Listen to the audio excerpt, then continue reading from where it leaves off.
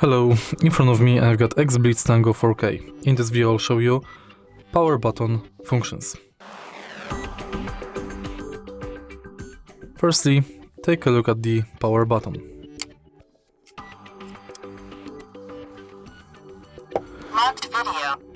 When the camera is not connected with your smartphone, pressing the button when the video recorder is not connected to the app will start or stop recording.